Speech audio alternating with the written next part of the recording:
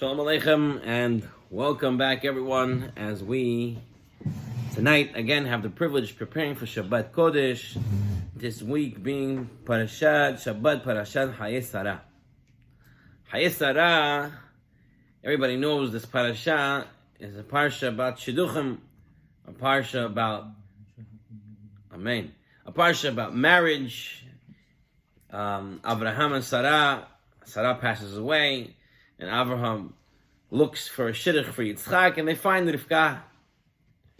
So I would like to start off tonight's shir, Be'ezrat Hashem, talking a little bit about marriage and how we learn from our parasha what it is, a real marriage from Hashem. We'll start off with a story. The story we've said a few times in the past. There was a Ben Torah, there was a Jewish boy, not young, but a boy of marriageable age in yeshiva, and he looking to get married, and he comes to the shadchan and he tells the shadchan, I'm looking for a girl, but I want the worst girl ever. I want the one who's going to give me a miserable life. Yeah. Shadchan says, no one asks me like this. Everybody says, give me the best, and you asking for the worst. Right? So he says, Chazal say that if you have a very bad wife, you'll go straight to Gan Eden. You go straight to Olam Haba, no Gehenim. So the Shadchan says, okay, listen, it's a very strange request, but let's see what we can do. A few days later, the Shadchan calls this young boy back, and he tells him, listen, I found for you the girl you're looking for. She has the most terrible midot. She doesn't do hesed for anybody. She doesn't help anybody. She has a terrible temper. She smokes. She gambles. She's just terrible, terrible person. You want to go out with her? He says yes. And he goes out with her, and he sees that she's really terrible. And he says, no, okay, I'll marry her, and then I'll know for sure I'll go to Gan Eden, I'll have a terrible life. And this way, he has kapara in this world when he ends up in Gan Eden in the future. And one date leads to the next. He keeps going out with her. Eventually, he asks her to marry her. And every time she's acting terribly on the dates. Finally, they get married. And he goes home with her. And as soon as they get home, she turns out to be the nicest girl in the world. She's helping him. Let me take off your shoes. Let me put them here. Let me take this. Let me do that.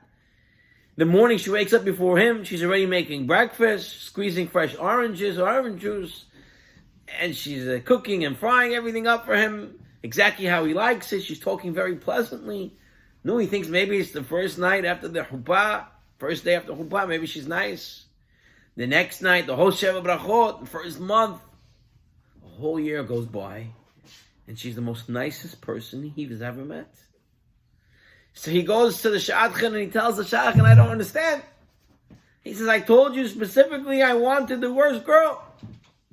She's the best girl ever. She's the best Eshet Hayel. Whoever found the better Eshet Hayel than this? The shadchan says, you're right. I can't believe it, but I don't know what to tell you. He says, this young boy says, this is not what I wanted. You better fix it. I need her to be really bad. I need her to be really bad to me. So the shadchan says, okay, I'll talk to her. I'll see what's going on. How she'd suddenly changed. So the shadchan calls in this woman who's now married for a year to this guy. And he calls in the wife, and she comes in for an appointment. As soon as she walks into the shadchan's room, she puts her feet on the table, takes out a cigarette, starts smoking. And the shadchan says, now this is the lady that I know. This is who you are. How come at home you're not acting this way? And she says to the shadchan, she says, if that bum thinks he's going to get in to Gan Eden because of me, he's going to use me to get into Gan Eden, he's got something else coming to him. The lesson of the story is that when a person has motivation to do something, that's enough for them to do it. You need to have a little inspiration, a little motivation, and you can do it. This woman, from being the worst, turned to be the best because she didn't want her husband to go to Gan Eden, so she became the nicest. The question is for us, that I hope to somewhat answer, our motivation be in our marriages? What should be our motivation to make our marriages the best that it can be?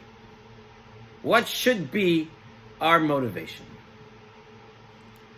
In this week's Parashah, we have Lavan and Betuel, the father and brother of Rivka Imenu, tell Eliezer as follows: Vaya'an Lavan uVetuel vayomeru. Right, this is chapter 24, Pasuk 50, Pasuk Nun. That Lavan and Betuel answered, vayomeru, and they said, MeHashem yatsa hadavar. This shidduch is from Hashem. The Rashba says, really, we don't like to quote Rishaim. Lavan and Betuel, Rivka's father and brother, were not very good people. And yet, the Rashba says, the Torah says this in their name, and comments for all of the history. We say, and this is something that we always say, the shidduch happened from Hashem. They said a truth, and we keep it as. We quote in a positive manner. The Torah quotes their comment because it rings true. Me'Hashem yatsa davar is what we call basheret, someone's intended. We have to really, really understand that our spouse is our intended, is the one that Hashem put for us. There's a famous midrash, Chamim always share this with us. This midrash is in Vayikra Rabbah. The midrash says there was once a princess that asked Rabbi Yossi Bar Chalafta, in how many days did Hashem make the world? Rabbi Yossi said, it says in Pasuk, Kisheshet Yamim asa Hashem et hashamayim et haaretz. Hashem created the world in 6 days. So this very smart princess said, so what has God been doing since the 6 days? So Rabbi Yossi answered her, oh, you want to know what God's been doing since the 6 days of creation? He's been making shidduchim. He's been saying, Bat Ploni le Ploni, the daughter of this one to that one. So she says, this princess says to Rabbi Yossi, this is what God's been so busy with, making shidduchim? I can make shidduchim. Anyone can make shidduchim. Put her pants with the skirt, and that's it. You got a shidduch. And unfortunately, some shadchanim work that way. And she says, I'll make you shidduch. She says, I have here 1,000 servants. I have here 1,000 maid servants. And she said, everyone, you're married to this one, you're married to that one, that one, to that. You're all married now. She sent them all home, gave them all apartments. And what happens? The next morning, they all come back to the princess. One guy has his skull cracked. Another one has his eye knocked out of his socket. One has his arm broken. Another one said, I'll give everything back. I don't need anything. Just let me get out of here. She calls to Rabbi Yossi. The princess calls to Rabbi Yossi. And she says, your Torah is true. Everything you said is true. And Rabbi Yossi answers to her, didn't I tell you, it may seem easy to you to make shidduchim, but for HaKadosh Baruch Hu, it's called as hard as Kriyat Yam Suf. The truth is, as much as the world wants to deny it, as much as people want to think it's not, men and women are entirely different species. Right? We think different, act different, talk different, behave differently. The fact that two people so different can live together, that's what the Pasuk says, Mehashem yatsa davar. This is only from God. Because if it's not the right shidduch, there is no way that these two people can live together. That's the first thing we have to put into our minds. But The Pininim ala Torah says in even further. A person who comes in understanding that his spouse, Hashem gave him, then he is playing a leading role in God's plan. That means Hashem has a plan in this world, right? And the plan was for you to be with your spouse. You are the leading star and role in that play and that plan. And a person has to approach that. He has to approach his marriage, his relationship, knowing that this is Hashem's plan for him to be together. Under the chuppah,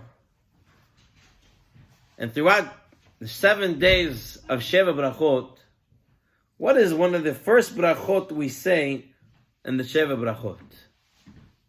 Sha'akol bara lichvodo. What does that mean?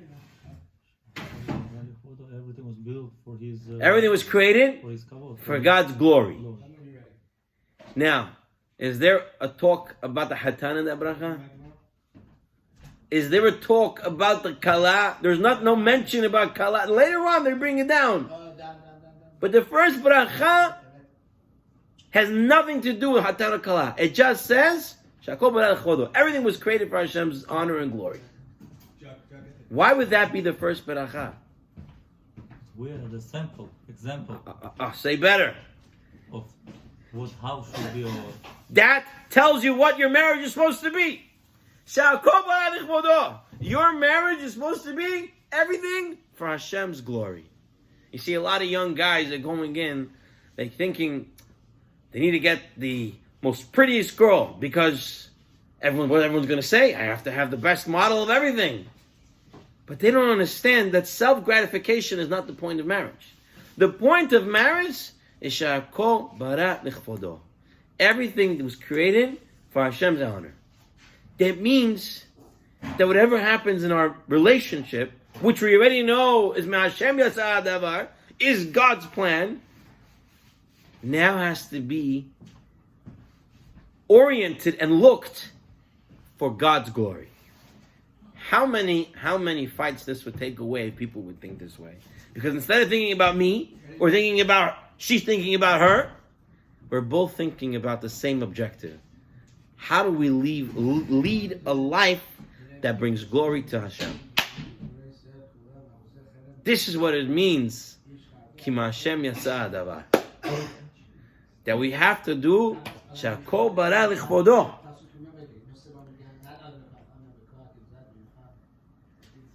How I treat her is part of my avodat Hashem. And how she treats you, that's part of avodat Hashem because Hashem put you two together. This is already a whole different way of looking at marriage. Of understanding it's from God, that it's part of my service. We know that the whole point, institution of marriage was to better a person. Chaim Vital talks about this. A person is supposed to work in his midot through his marriage. And you, with your wife, relationship is a service of God and in the glory of God and in the honor of Hashem. Rabbi Sara friend, Shlito, brings two stories to illustrate this idea. Rav Yaakov Kamenetsky, Zecher Tzadik Lebracha, he was at a wedding in Williamsburg and he needed a ride back to Muncie.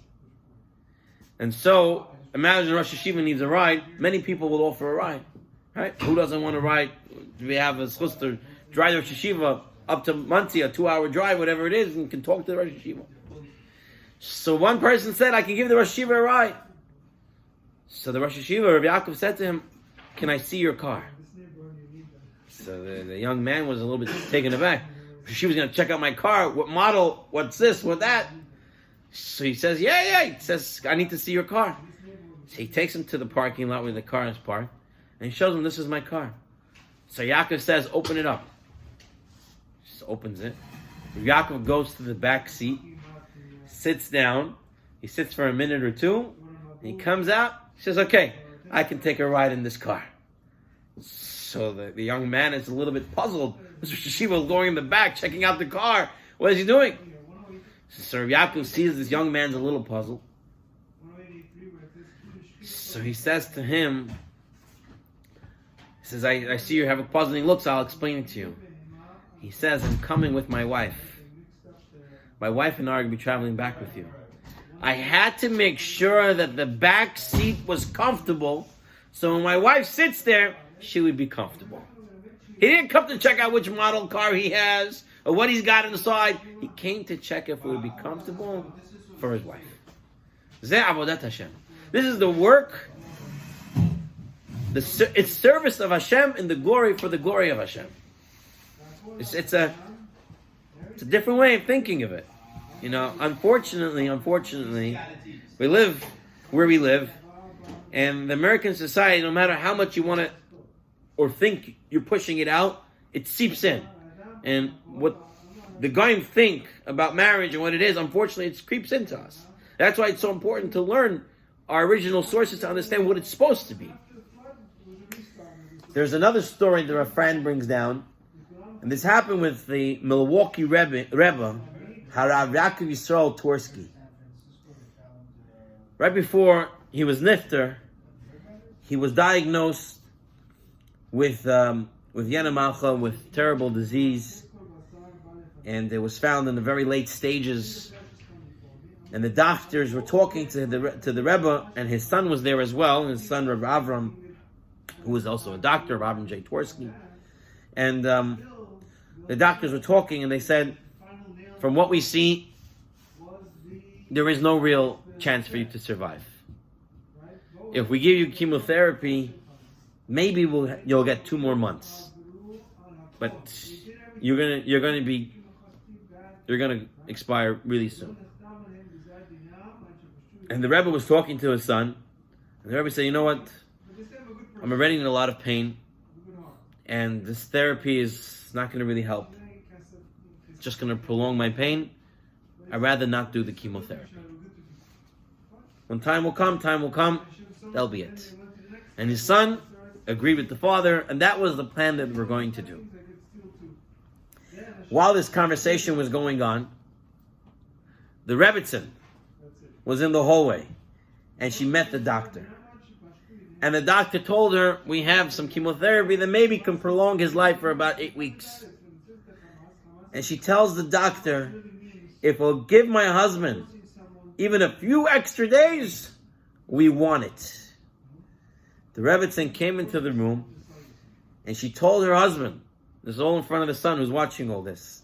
She told her husband that the doctor felt that chemotherapy would help for a few months, and she wants her husband, the Rebbe, to have it.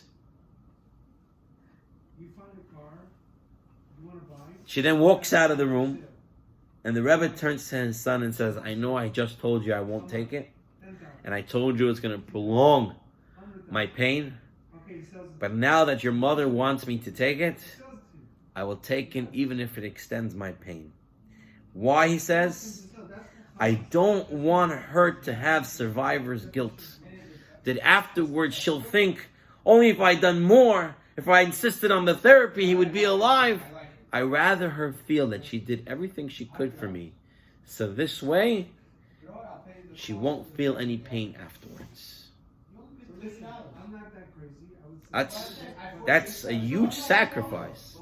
Selflessness. To endure 8 weeks of chemotherapy, which is not easy for a man who's already in so much pain. Yet, his wife said she wanted it, and he didn't want her to feel afterwards feelings of guilt. He went ahead and did it. It's a real different way of looking at marriage. Hopefully this explains somewhat our question that we started with. What should be our motivation for a good marriage? The motivation is supposed to be that this marriage came from Hashem, and it was created for one purpose only. Created for the honor of Hashem. Let's move on to our second lesson in this week's Parshat. We're going to back up in the Parshat. We talked about marriage. We'll back up to the incident that's found right in the beginning of the Parshat. Avraham Avinu, he is coming back from the Akedah. He comes home and he finds that his wife passed away. Now, according to most Rishonim, the final test was the Akedah. Avram had 10 tests, like the Pirkei Avot says. Most Rishonim say that the final test was the Akedah.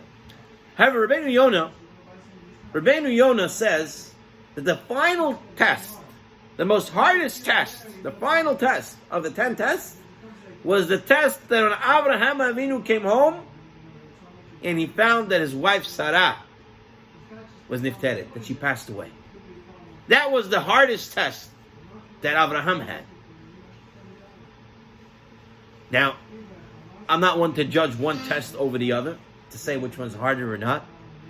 But in a sense, think about it for a second. Akedah, Yitzchak is what? 37? Right? And he was supposed to kill him, and that was supposed to be the continuity of the Klal Yisrael. Whereas Sarah is 127. People died 127, even back then. She lived a long life. Maybe the test, in some sense, maybe it's not that. Akedah should be the highest test. But Rabbeinu Yonah says the hardest test was this test. And he counts this as the 10th. Because it was unexpected. So the Michtav Milio, Rav Dessler, explains there were two things that were going on in this episode with Avraham coming home, finding Sarah and burying Sarah, that made it the hardest test ever. He says, first thing first, who is Avraham dealing with in this whole episode? This man named Ephraim. Okay, now if you had to picture Ephraim, how would you picture him? So I'll give you a picture for him. Slick guy. Slick, sleazy dude. You know, the used car salesman. He's ready to sell you the Brooklyn Bridge for the highest price ever. Right? This guy will sell you anything and he'll jack up the price. And you know it's not worth it. And yet he's going to keep bringing it. This is Ephraim. Okay, this is the guy Avraham Avinu has to deal with. How do we deal with people? Now, I can't say that I'm innocent from this, but I try to keep it in mind. How do we deal with people who, give us a bad attitude sometimes? We give them back the bad attitude. And are you trying to rip me off? I'll try to rip you off. It's just sometimes a normal thing to do. Okay? Now, let's now deal with another aspect of the situation that Michtav Milio says. Now Avraham has to deal with this used car salesman, right? This sleazy car salesman over here. And at the same time, think about where Avram's coming from. Think where Avram's coming from. Avram just came home to an unexpected event. Sarah Imenu passed away. Remember, Avraham would megayer the men. Sarah was megayer the woman. They were a duo. They worked together. They brought Hashem. Everything was done together. Avraham and Sarah. Sarah unexpectedly died in front of Avraham. She was like the mitzvot, my Arabic explains mitzvot. Hold on. Now, what was going on here? Rav Fran gives an example. Rav Fran says that he was at a grocery store, and the grocery guy was bagging the food, and he started to put a lot of food in one bag. It's getting really heavy. The bag will rip. So Rav Fran says, "Can you please maybe split it into a second bag?" So this grocer said, "If you don't like the way I do it, you bag it yourself." So Rav Fran said, "Can you tell me what I said that made you go off like that?" So now the person says, "I'm sorry, I've had a bad day." Right? A lot of times we excuse our unpleasantness because we had a bad day. Something bad happened to us. It's a hard day. Imagine a person coming out of a flight, right? and then he's looking at the carousel of all the luggage is coming, and his luggage is not here. Right? What does he do? He goes over to the ticket agent, he starts to scream, "Where's my luggage?" Doesn't even say hi, nothing. Right away. Unfortunately, I remember once I had to deal with one of these insurance agencies and for a claim, and they weren't processing it. And I called them and I just started screaming because I was already upset that they weren't processing it. This was the situation Avraham Avinu was coming from. Imagine a person's in the hospital, right? A patient, family members in the hospital, and something's going on there. The person's emotions run, and they start screaming. This is something I learned as a nurse on the hospital floors. A lot of times when family screams, they're screaming not because they're upset with you, they're upset with the situation. The family members in the hospital, they didn't expect that to happen. If you're able to understand them when they're screaming at you, they're not really screaming at you, but they're screaming because of where they're coming from. It's much easier to deal with that situation. You're not taking it personal anymore. But people scream because they're in a bad situation. They're coming from a bad situation. And all these emotions are perfectly legitimate in our eyes. Right? It makes sense. You're going in a bad situation. Now, let's go back to Avraham Avinu. Avraham Avinu just came back from the Akedah. His son narrowly escaped this experience. He comes home, he's drained of emotion. He just had a hard day. Right? Yitzhak almost was nifter. He was almost killed by him. And it's just a hard day. He came home drained. He comes home and he finds Sara dead. His wife of his youth, the person who did everything with him, gone. And now he has to go and deal with Ephraim. He's coming from a terrible experience, and he's dealing with the worst kind of guy you can deal with. And yet, Avraham Avinu, Psukim, if you read it, he's bowing down to Bnei Het. With respect, he's talking to them. He's negotiating. And he's keeping his calm and his cool. The Michtav Melyahu says, this is why, according to Rabbeinu Yonah, this was the hardest test for Avraham Avinu. To keep collective, calm, and cool in situations where your emotion is already drained and you're dealing with the worst kind of people in the world, and yet you can maintain pleasantness. That was the hardest test. Treating people with derech eretz while under such personal stresses, that is the ultimate test, says Rav Dessler. And he says, Rav Dessler continues and he writes, over the years, it's become a matter of pride for people to not act with derech eretz, to act without derech eretz, who can be more, bossy and more disrespectful to people. And Rav Dessler writes how far we have fallen. On the nights of Shlomo Zalman Auerbach's Rebbetzin was nifter, he was standing in the hall of the hospital trying to deal with this grief. A Talmud of his, who was in the hospital as well, because his wife just gave birth, saw Rav Shlomo Zalman. Now, you see, a lot of times when you're in an emotional high, or you have emotions running, you don't think, why is that person in the hospital? You just saw your Rebbe there, and so he runs over to his Rebbe Shlomo Zalman, and he said, Shlomo Zalman, give me a mazel tov. My wife just had a baby. And Shlomo Zalman goes ahead and gives him this huge mazel tov, hugs and kisses him. The Talmud walked away with his heart singing, completely unaware that his Rosh Yeshiva, just a few moments ago, lost his wife. Shlomo Zalman learned from Avraham Avinu that just because we're dealing with personal stresses doesn't mean we take away from someone else how we talk to them and how we deal with them. Now, I want to also bring down something very interesting about this episode from the Midrash.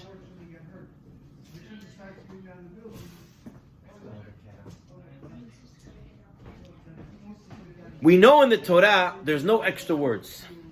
Everything in the Torah is written and teaches halachot. Yet, if you take a look at this week's parasha, how many times does it say Bnei Het? The children of Het, Ephron, Achiti. It says Bnei Het 9 times in our parasha. And then, once again, in Parashat Vayehi. 10 times. The Midrash Rabbah says, Rabbi Eliezer said, how much ink is spilled and how many quills are broken in order to write Bnei Het 10 times. And he says, the 10 times that it's written Bnei Het corresponds to the Aseret HaDibraot, to the 10 Commandments. The 10 Commandments, in order to teach us, whoever helps a tzaddik in his business, as if he fulfilled the Aseret HaDibraot. This is what the Midrash says. The Midrash says that Bnei Het is mentioned 10 times because they fulfilled the Aseret HaDibraot by helping Abraham by the Marat Machpelah. Which I think, hearing this, is unbelievable. Bnei Het, Ephron, the worst guys around. They were barbarians. Who were they? They are considered keeping the 10 Commandments because they help Abraham acquire the Marat Machpelah, which is something they give for free, and then they sold it. Aseret HaDibraot. Rav Noach Weinberg, Zecher Tzadik Livracha, says, what do you learn from this Midrash? What do you learn that the Bnei Het?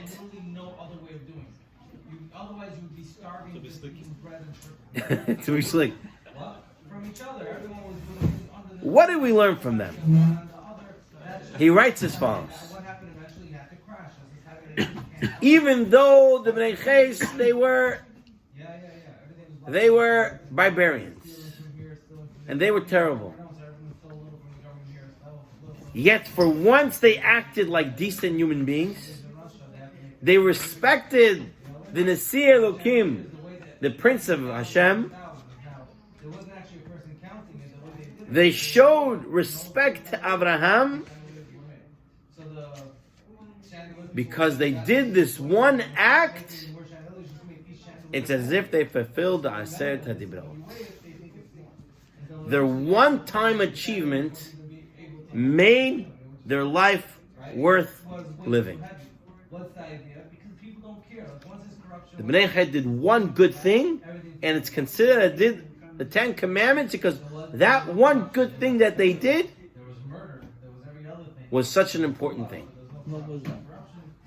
They sold the Marat Machpelah to Abraham Avinu. What Adam and Chava was, where Abraham Avinu is going to be buried, everyone's going to be buried, the holiest place. They sold it for like a lot. Yeah, right. But the fact that they did it, that already showed.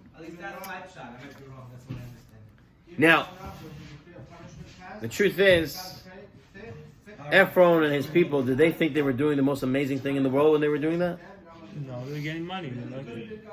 And yet, the Torah says 10 times their name. Midrash says, Aseret HaDibraot.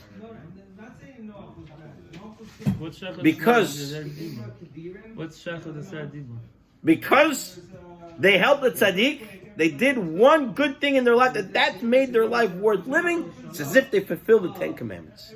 That through their one act. That's where Noah Weinberg learns it. This teaches us something very important. The people who change the course of history, who leave an impact, are not necessarily the ones who are well known.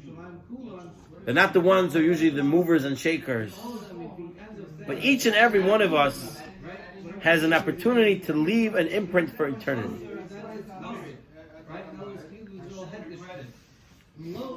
The one good deed that we do can make all the difference in someone else's life. And you can be considered keeping the 10 Commandments by helping that one person through that one little deed. Before we start with the stories, Harav Twersky He says the same thing can be found by Rivka Imenu. What did Rivka do? That's it. She just gave water. Is that an earth-shattering deed? It's chesed, for sure. It's nice. But is it an earth-shattering deed? It's not. But it's not like, whoa. Okay, she helped. She helped. It's nice. Did she think she was going to change history that way? Did she go in saying, I'm going to do this great thing, so I'm going to become a mother in Klal Yisrael? She had no idea. Someone asked her. She gave it to her drink. And what happened? Klal Yisrael came out of that deed. You see, that one little deed, it's a great deed for sure. But it was one little mitzvah that she did, changed the course of history. She became Rivka Imenu. Klal Yisrael came out from her.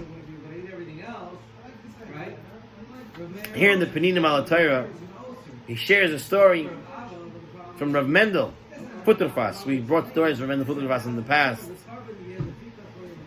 That he was traveling on a plane after he got out of communist Russia. And he sat on a plane. They were flying to Israel, to America, I don't remember exactly. And he was sitting next to someone who he thought was Jewish. But the guy obviously wasn't religious. And as Rav Mendel was praying on the plane with his tefillin, as he took up the tefillin, he turns to this guy who he thought may be Jewish and says to him, he can't even speak his language, so he points to him. And the man says, okay. He shakes his head and he starts putting on tefillin. And from that one little act, this guy was Choseh B'Teshuvah. One little time putting tefillin on somebody. I saw a story they brought down from the Steh Emet of Chizkiah Medini, that in his town where he lived, there was a Jew who was making a lot of averot, bad stuff, and he got sick, and no one was going to Mivakar home. No one was going to visit him. The Steh Emet said, "I'm going." People said, "But he's a terrible guy. How can you go?" And Steh Emet said, "Listen, it's a mitzvah to go see the sick. I'm going. If you want to come." So a few people went with the rabbi. They went with the rabbi to visit this guy. This person who made trouble for the Jewish people. And when they came there, this man broke down. He said, "Rabbi, you came to visit me? You came to visit me and nobody? Someone who makes trouble for you guys?" He changed his life around from that one little deed. Going to Mivakar Cholim, he was Choseh B'Teshuvah. He returned to HaKadosh Baruch. I want to share with you one last story. This one is from Yechiel Spiro. He relates the story of a family in Bnei Brak. And they noticed that their son, Yossi, he was beginning to go off the derech. What was this? A family in Bnei Brak. Their son Yossi started to go off the derech. He started going late to shul in the morning. Then he stopped going at all. And kashrut, he started to eat things the family wouldn't eat. And one thing led to the next. He even stopped keeping Shabbat completely. As Yossi was still living in his father's house and the parents were well-to-do, he goes to his father and he says, "I would like for you to buy me a car. Or lease me a car, get me a car." The family had the money. The family didn't know what to do. He's already being Mahalal Shabbat. Imagine they give him a car. What's he going to do? He's going to drive it on Shabbat, go places, go to Tel Aviv, do whatever he wants there. So they decided, the father decided he was going to go ask the At Torah. He was going to go ask the Hazon Ish what to do. The Hazon Ish at this time was not well, but the man did his best to get in, and he met with the Hazon Ish.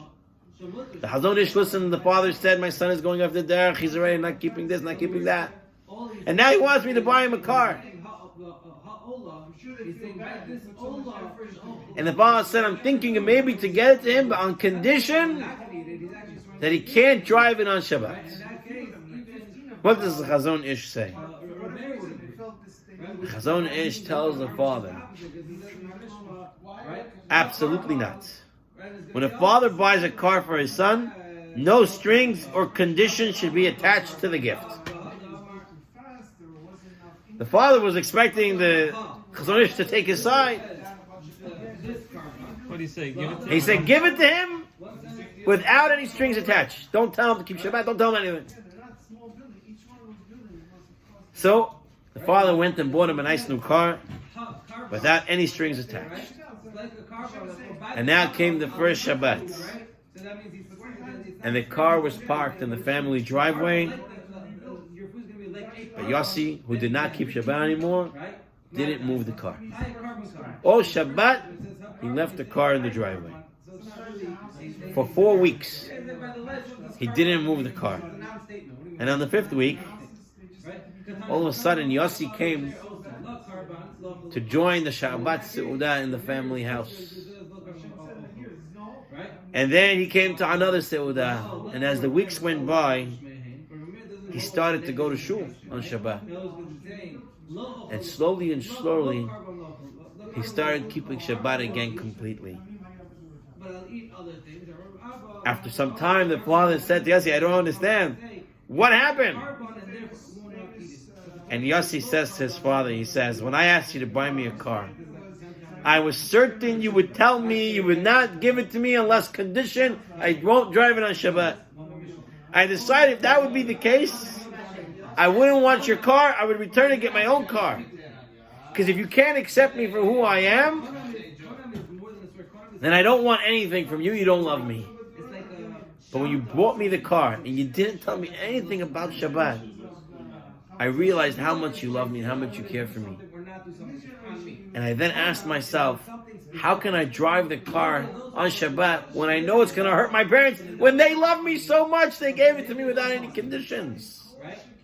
I decided not to drive out of respect for you.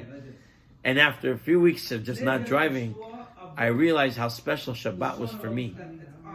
And one thing led to the next, and he was there b'tshuva. This is the story of Spiro Rings. But the idea here is, for us, one decision by the Gadol Hador. Chazon Ish said, don't tell him anything. Some people would say, the rabbi said it, I think I know what to say instead, and I'll go do it. That one little act, that one little deed, makes all the difference. Rabotai, let's quickly review the 3 lessons that we learned from this week's Parshat. The first idea that we brought down is the pasuk says that shidduchim, marriage, ma'ashem yatsa hadavar, comes from HaKadosh Baruch Hu, which means that we have to know that we're playing the part in Hashem's plan, which means dealing with our spouse is considered avodat Hashem, service of God. And in what service are we supposed to do? Everything is created in Hashem's glory, in Hashem's kavod. That's how the marriage is supposed to be. Both of us looking objectively of how to honor Hashem. That was lesson number 1. Lesson number 2. That even though a person is going through a hard time, and even though the other person is a little bit of a troublemaker, a problematic person, yet the Nasi Elokim, a prince of God, keeps his cool at all times. Talks correctly. It's a big challenge. But that was Avraham Avinu. That's a lesson that we have to learn. And the third lesson that we learned is that helping a tzaddik in a business transaction is as if you keep Aseret HaDibraot. But more so, one act makes all the difference. Because of that one act, they were worthy for being who they were. That one act we have to think about. Every time we do something, we give someone water to drink. You don't have to say, now and become, the mother of Klal Yisrael. But you know that one action could make you the person who continues Klal Yisrael. So Rabotai, let's take these lessons to heart. Let's try to apply them.